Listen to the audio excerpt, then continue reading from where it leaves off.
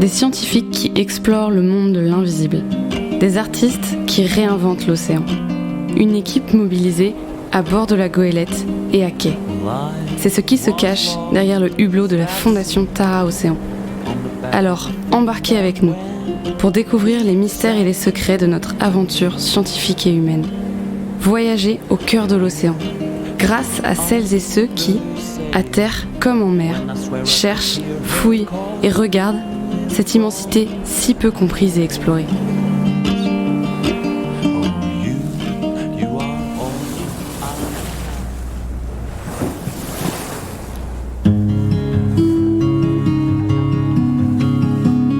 Depuis notre enfance, nous sommes bercés par les mythes et les légendes sur l'océan.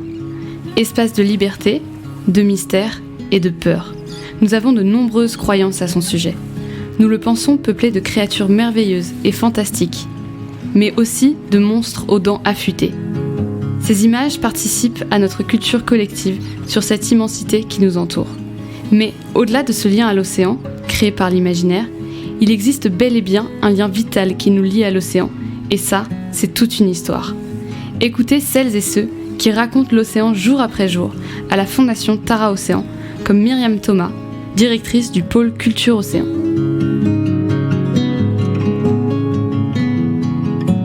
J'ai fait à une époque de ma vie beaucoup de plongées sous-marines et c'était l'endroit où je me sentais extrêmement tranquille parce que c'était quelque chose de très personnel et un environnement en fait qui m'enveloppait et qui me rassurait énormément.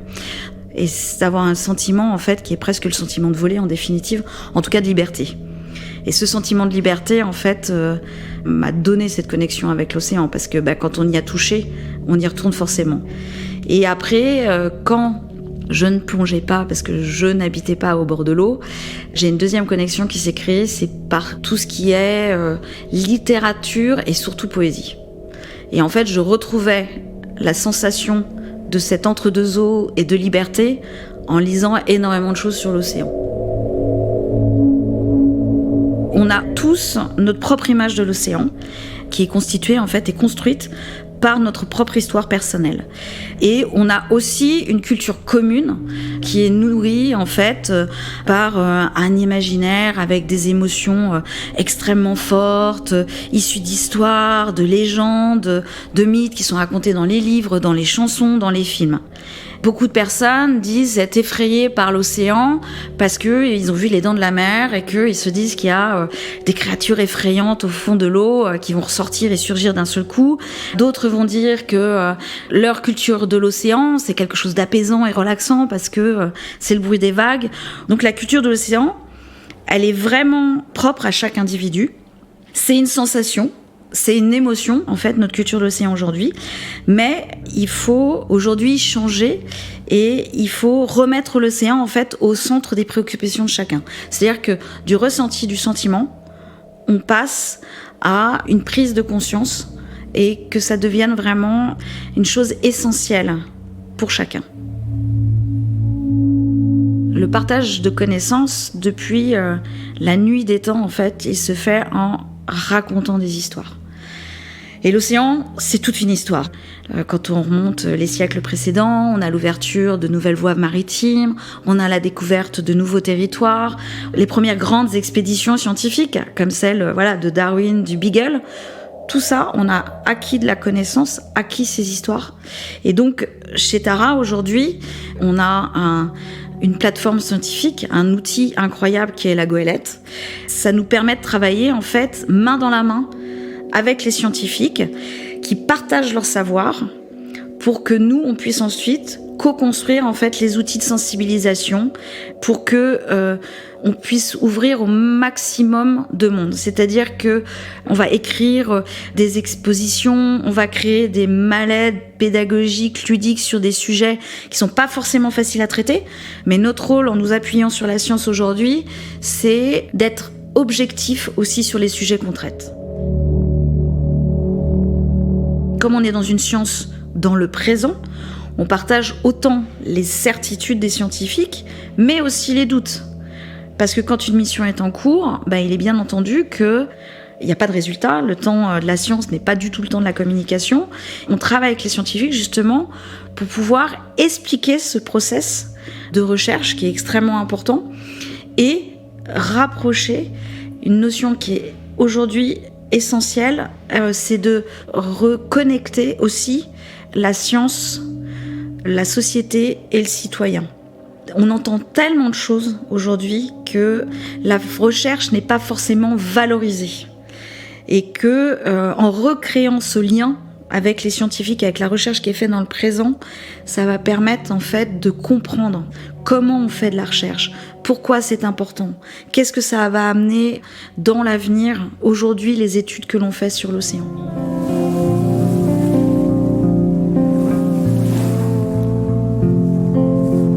Le temps de la recherche est long. De l'échantillonnage jusqu'à la publication des résultats, plusieurs années peuvent s'écouler. Ce qui peut créer un décalage dans une société où l'information va très vite. Pour comprendre la science, il est donc nécessaire de se reconnecter à sa temporalité.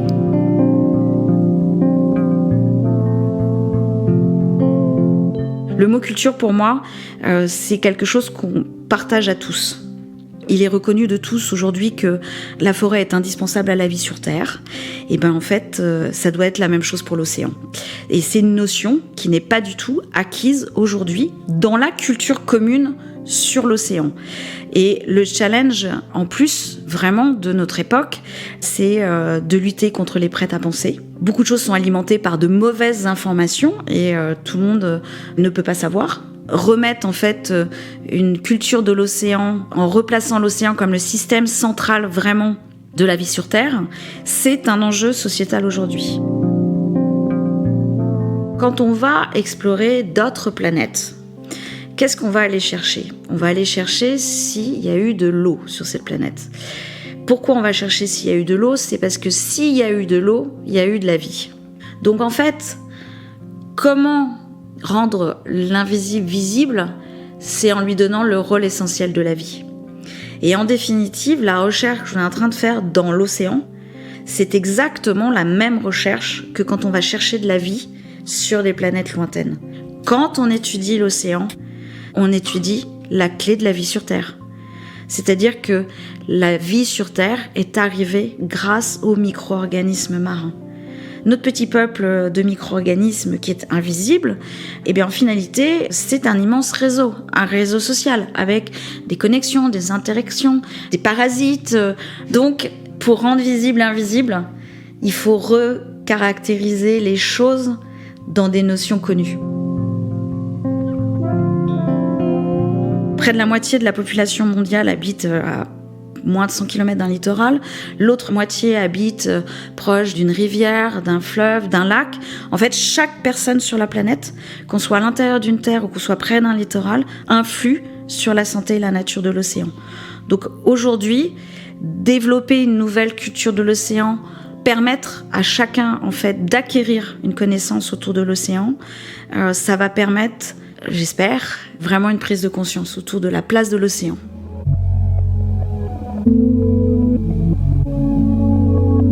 Il faut savoir quand même qu'il y a plus d'explorateurs, d'aventuriers qui ont marché sur la Lune que marché sur les plus profondes failles dans l'océan.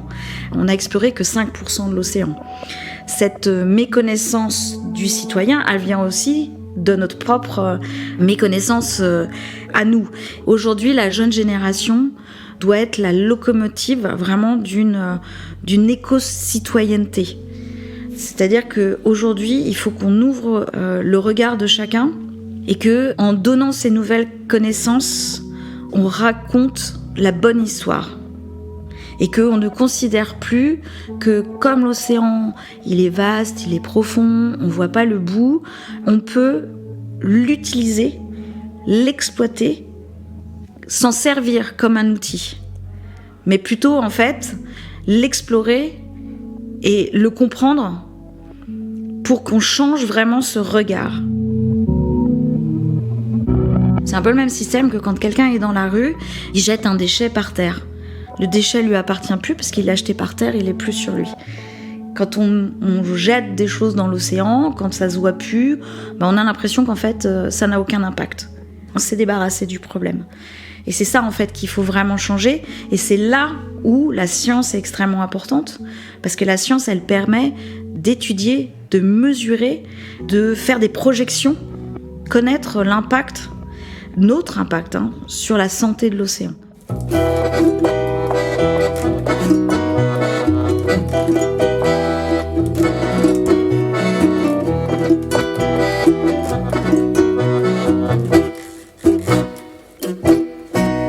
La science, en fait, depuis toujours, c'est source d'inspiration pour les artistes. Et depuis le début, il y a eu une volonté de garder des artistes à bord à chaque mission scientifique.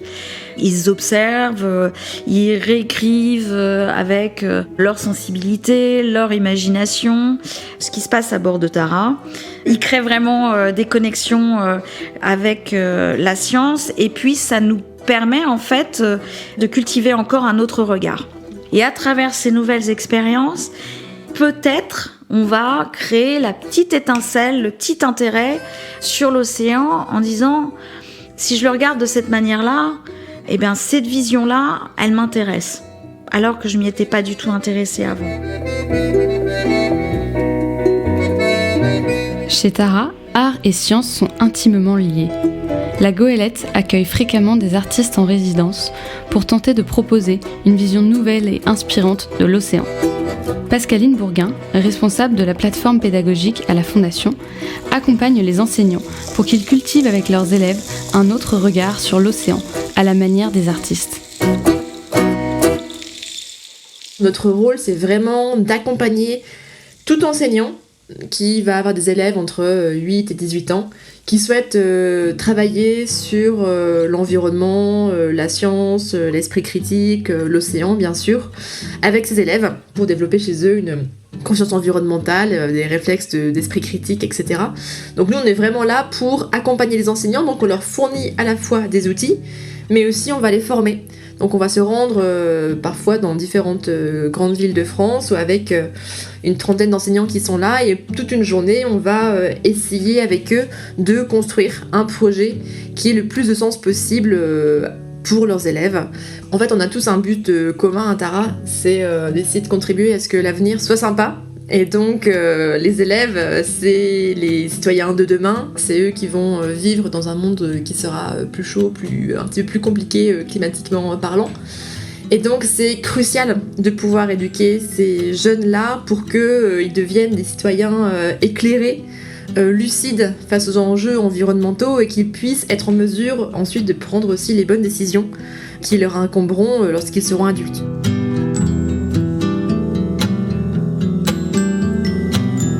Les enseignants, ils ont un programme à suivre tout au long de l'année, selon leur discipline. Et donc nous, on va s'attacher à créer des ressources qui leur permettent à la fois de traiter leurs points du programme, tout en étant sur des thématiques liées à l'environnement, au climat, à la biodiversité et à la pollution plastique, qui sont les 3 piliers de Tara. Ce qui se passe à bord de Tara, l'aventure humaine, c'est un levier hyper puissant pour nous permettre en fait de les motiver et susciter l'intérêt des jeunes. Donc en fait c'est quelque part une façon d'hameçonner des élèves qui seraient moins portés sur la science, et donc on va mettre en place très fréquemment des temps d'échange avec l'équipage à bord du bateau, qu'il s'agisse des marins ou des scientifiques, et privilégier en fait le plus possible cette création d'un lien d'humain à humain entre les élèves et Tara. Donc bien sûr le bateau, mais aussi des chercheurs, aussi des équipes à terre. Et donc ça nous permet comme ça effectivement de créer un lien, de susciter une interrogation, une curiosité, et puis dire finalement ok c'est super ce qu'ils font sur le bateau, ils voient des dauphins régulièrement et tout, mais à quoi ça sert d'être sur ce bateau, qu'est-ce qu'ils y font exactement. Et là en fait pour nous c'est du coup forcément on s'engouffre dans cette porte d'entrée là pour pouvoir après leur parler de science, pour susciter leur intérêt, et on s'attache aussi beaucoup à montrer les jeunes femmes scientifiques aussi. On a souvent, encore aujourd'hui, une vision très poussiéreuse de la recherche, du vieux monsieur avec sa longue barbe blanche et sa blouse toute décrépite, etc. Donc là on s'attache vraiment avec Tara à donner un coup de jeune à cette image-là, un coup de dynamisme et en général ça marche très bien et les élèves adorent suivre le bateau et ensuite du coup découvrir toutes ces choses méconnues de l'océan comme le microbiome, on n'avait pas idée que ça pouvait exister, le plancton avec ses formes hallucinantes, mais aussi la pollution plastique. Enfin, il y a plein de sujets comme ça du coup qui nous permettent de toucher plus de monde, mais en entrant par ce côté humain qui est vraiment très précieux à Tara. En fait, on a effectivement, nous, un gros travail d'éducation déjà à faire auprès des enseignants pour qu'ils acquièrent une culture générale de qualité et rigoureuse sur les thématiques qui nous tiennent à cœur, donc le climat, la pollution et puis la biodiversité, pour qu'après, en fait, les messages qu'ils vont eux-mêmes transmettre aux élèves restent vrais. Bien sûr, on a des ressources qu'on leur met à disposition qu'ils peuvent consulter pour acquérir cette culture générale. Le gros axe que l'on développe aussi, c'est de les aider à structurer leurs pensées pour qu'ils puissent programmer, planifier un projet. Ça, c'est ce qu'on appelle la démarche de projet. C'est une méthodologie, tout simplement, que l'on retrouve dans différents domaines. Donc voilà, donc nous on est vraiment là en soutien aux enseignants sur la méthodologie de projet pour qu'ils puissent étoffer un petit peu leur façon d'enseigner auprès des élèves. Comprendre la science, c'est réussir à saisir le monde.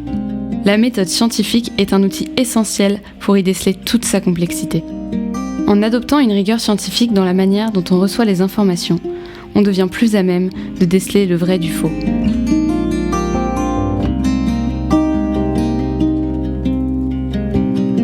Aujourd'hui, il y a une telle prolifération d'informations que pour s'y retrouver, en fait, il faut réussir à avoir, à mon avis, une petite méthode dans la tête.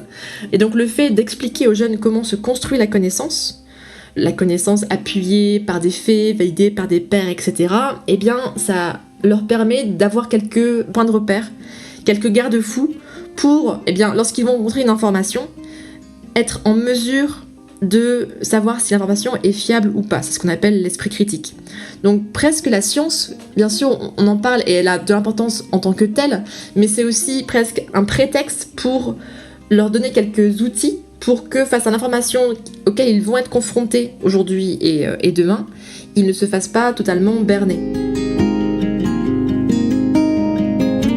Le meilleur moyen pour la transmettre, c'est que les élèves soient des acteurs, qu'ils soient eux-mêmes en train de faire de la recherche. Et là, c'est ce qu'on a développé depuis maintenant 2 ans avec un projet qui s'appelle Plastique à la loupe, où les élèves, en fait, sont les collaborateurs des chercheurs sur la thématique de la pollution plastique. Donc, ils sont invités à sortir sur une plage ou sur une berge près de leur collège ou de leur lycée et à aller collecter des échantillons de plastique, les classer, les dénombrer, les qualifier et les transmettre aux chercheurs qui vont ensuite leur faire un retour sur le type de plastique qui aura été collecté sur leur site. Et donc là, en fait, les élèves se retrouvent en position de collaborateurs des chercheurs avec lesquels ils ont des liens réguliers tout au long de l'année. Et ce programme-là, il marche vraiment du tonnerre, puisque les élèves, c'est extrêmement motivant pour eux déjà d'être en action, de sortir sur le terrain, d'être valorisés en étant des collaborateurs des chercheurs, et surtout parce qu'ils ont aussi un retour, une pénalité sur les résultats qui ont été obtenus depuis leur site, et donc ça leur montre que ce qu'ils ont fait est utile et a du sens pour essayer de limiter ensuite cette pollution plastique que l'on voit de partout. Nous avons tous et toutes une capacité d'emprise sur le monde, un pouvoir d'agir et de faire changer les choses. Mais la première étape de l'action, c'est la compréhension. C'est en explorant l'océan et en apprenant ses plus profonds mystères que chacun et chacune pourra s'engager pour sa préservation. Un podcast de la Fondation Tara Océan, produit par Laura Eisenstein et réalisé par Studio Fred H. Musique originale de Martin Stock. Well, I was lost at sea on the back of a fin back when she